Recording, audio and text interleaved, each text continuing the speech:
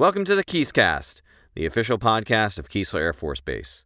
Each month or so, we'll bring you interesting interviews with people around Keesler about topics that are relevant to you. Hello, I'm Airman First Class Suzanna Plotnikov from Keesler Air Force Base Public Affairs, and thank you for joining us in this episode of the KeesKast. I'm sitting down with Airman First Class Jordan Boone to talk about her life growing up as a military brat and how it shaped her to be who she is today. Thank you for taking time out of your day to sit down and have this interview with me. Oh, no problem. So I know you grew up in a military family. How many people in your family served? I am actually fifth generation military. I am third generation Air Force. My great-grandfather was a CB in the Navy, and then my great-great-grandfather shot planes out of the back of helicopters. That's awesome. Yeah. As a military brat, I'm sure you moved around more often than other people. Yes. How was that? I personally love it. It made me really resilient in any situation that it came to be. So I went to, I want to say it was like 9 different elementary schools, 2 different middle schools, and 3 different high schools. And so for me, I can walk into a room and make friends with anybody because you had to learn really quickly to sink or swim when it came to like social environments like that. And I learned how to navigate a lot of different types of people because I was stationed, we were overseas for a little bit. I was in almost every part of the U.S. and we have our own little like societies, I guess you could say, like within the U.S. itself, depending on whether you're on the West Coast or the East Coast, or we were in Alaska for a little bit. So all of the different parts of the U.S. each have their own way on how you should like interact with people, I guess you could say, and I learned a little bit of everything moving around as often as I did. So was your father officer or enlisted? So both my mom and my dad were enlisted. I'm long tradition of enlisted. My mom was a command post. My dad was security forces. My grandfather was an F-16 mechanic and an NTI. My grandmother was security forces. My grandfather was a CB, and then I don't exactly know the title of my great-grandfather, but... That's awesome. Did you like moving around so much? I personally loved it, but I have the personality type for it. I'm very extroverted. My little sister, however, hated it. Her first big move, she sat in the back of the classroom and just read books, and she would come home every day and be like, Mom, I hate my life. Like, I want to go back to Alaska. Why did you move me to New Mexico? And my mom's like, I didn't move you to New Mexico. The Air Force moved you to New Mexico. She's like, I don't understand. You're the one that put me in the car. So for me personally, I think that I thrived in that environment, but my sister has a very, like, introverted, shy personality type, and she struggled for like the first few years, but then my mom ended up retiring, so it didn't really matter anyways because she didn't have to continue to live that way like I did. And is it just your sister, or do you have more siblings? It's just the 2 of us. My mom has 2 sisters, so they had 3 total growing up. No more than, well, I guess my great-grandpa and my great-grandma, they had like 5 kids, but there's a lot of stories that I could go into with that, but... What was the hardest part about moving around so much for you? For me personally, you kind of build up these emotional walls because it's going to get really dark and twisted for a minute, but you kind of learn that everybody's replaceable in your life. So you do have friendships and relationships that are like lifelong friendships and relationships. When it comes to day-to-day interactions and people, the human nature is to be resilient and to always bounce back. So for the first month or 2 months, there's this big gaping hole, but you just naturally adjust to it, and you either move on without it or you fill its place. So for example, when I left Alaska, I went to school with the same group of girls for like 3.5 years when we were up there. We played basketball together, like we did the whole 9, and none of them were military. So when I told them that I was leaving, they were all crying. They were like, oh my God, we're going to miss you so much, da-da-da-da. And I was like, no, you'll be okay. Like, it's going to suck at first. Like, summer's going to be a little crappy because we're not all going to be hanging out, but you'll be okay. And they were like, no, no, no, no. And then when the school year started, another girl moved up there. Her name was actually Jordan Arnett, and my first name is Jordan. And she actually took, like, my exact place, like, on the basketball team and the friend group and everything. So it's kind of funny because they lost one Jordan and gained another one. But that was one of the hardest things, was learning how easily replaceable you are, like in a certain friend group. And I still talk to them every now and then. We catch up on like Instagram and Facebook and stuff like that. But as for like just initially being 12, 13 years old and watching all your friends just like forget about you and replace you with somebody else, that's pretty hard. But that is the benefit of like social media and all that. Like everybody says like social media is the downfall of this generation.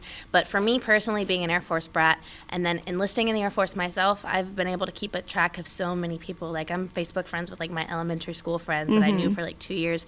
So I think that's one of the biggest benefits to social media and moving around so much, was how connected you're able to stay while being like so far apart. Yeah. Are there certain values that you have that was influenced by being a military brat growing up? So I think work ethic is probably one of the biggest things that I noticed.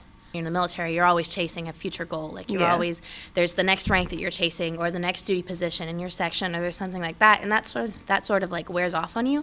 Like your parents bring that home, and that wears off on you. Like I used to have a chore chart, and I had to get it done every Saturday, and I had to call my mom, prove to her the house was clean, to get the Wi-Fi password, stuff like that.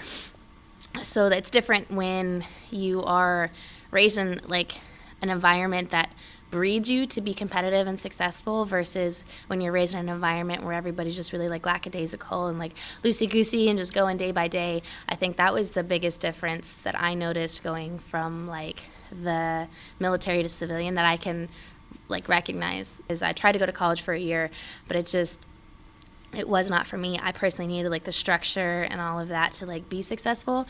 So that was probably one of the biggest things, was just having like a work ethic and just being like being held accountable for what you do and not always like pawning it off on somebody else.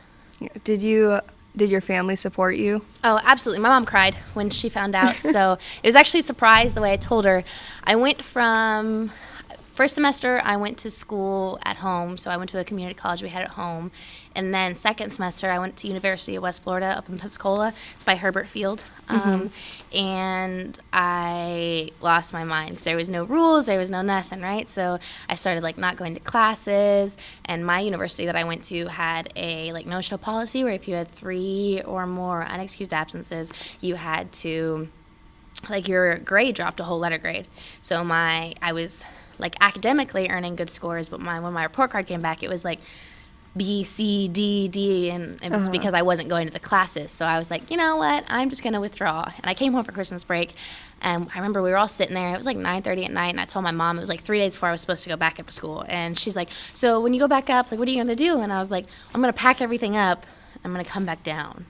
And she just looked at me. She goes, what do you mean? And I was like, I withdrew from University of West Florida, and I'm coming back home. She's like, well, what are you going to do with your life? And I was like, I set up an appointment with the Air Force recruiter, and I'm going to go see. And she started crying. She was like, are you really? Like, what do you want to do?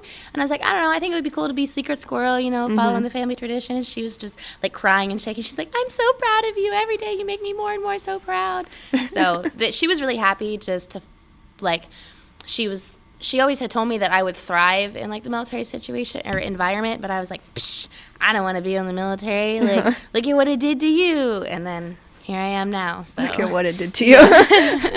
I mean, that's a better reaction than my parents gave me. So Really? Yeah, they did not support me at all. Are you first generation? Yeah. That's why. So I think it's also like coming from a fifth generation family. And I tell people this all the time whenever they ask me, they're like, do you enjoy like the military? And I tell them like, the Air Force has literally given me everything. I was born on Travis Air Force Base. So like literally my life. The Air Force gave me my life. And they gave like my mom all of her prenatal care. My mom met my biological dad. He was in the Army, and they were deployed, or they not deployed. They went TDY to Hungary together. And that's where they met. So literally my life comes like from the Air Force. And so my mom was so excited for me to be in an environment that she knew wasn't going to let me like fail. Yeah. Like as long as I just wasn't over there like jacking around and doing whatever, she knew that like it wasn't going to let me fail, versus like where like going to college, it's just like a dog eat dog world. Oh, yeah. So Yeah, I went to college for like 2 years. Mm-hmm. Yeah. Did you have any expectations coming in, like it being different growing up? There's a huge difference, I would say, being a dependent versus like being the active duty member.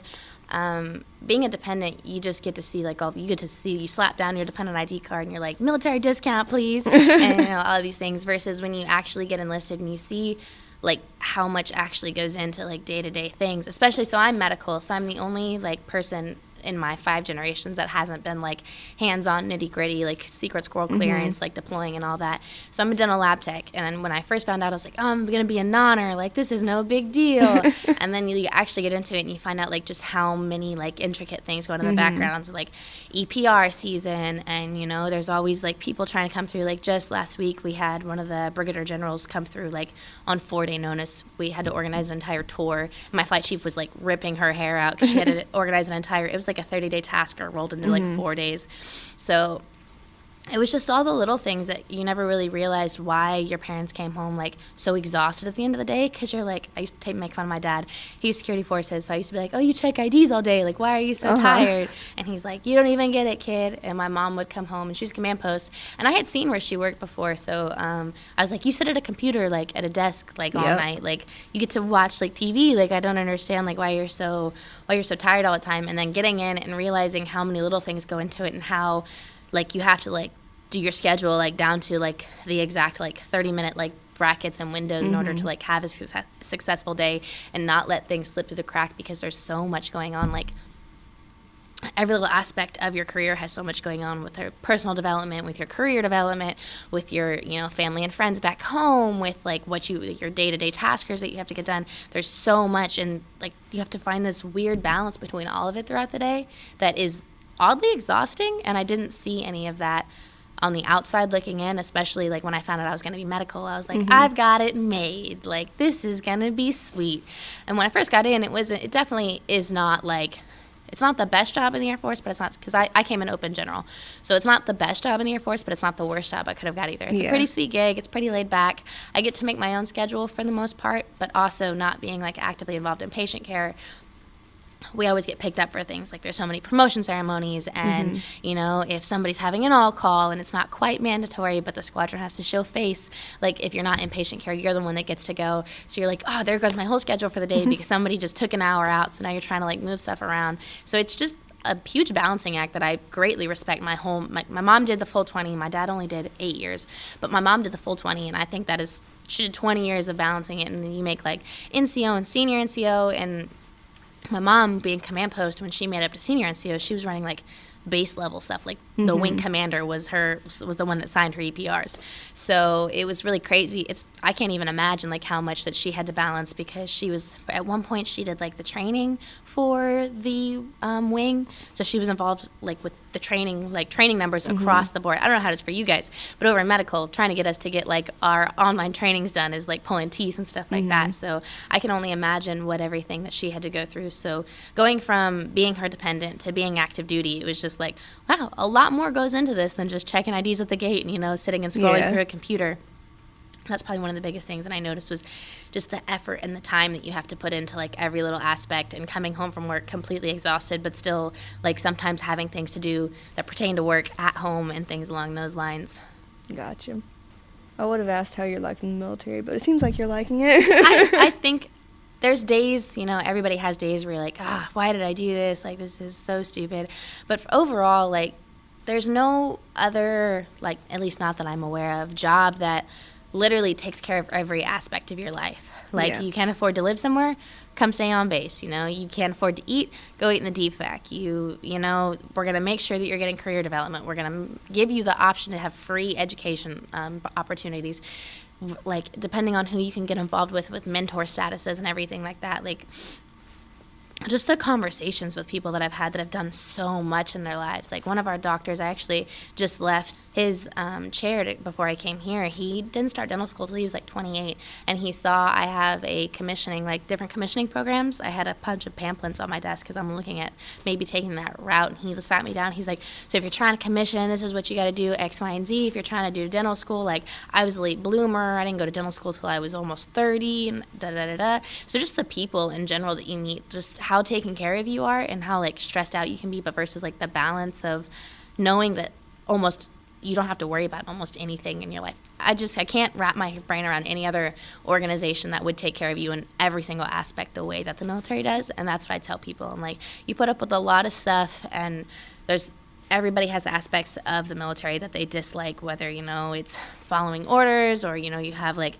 a really iffy command at the time, or like your leadership is just all about themselves and not so much like the mission or the airmen. But like big picture total, like 20 years of your life fully retired with benefits, where else can you find that? You know, that is true. Well, thank you so much for sitting down with me. It was interesting hearing your story. Oh, no problem. I appreciate it.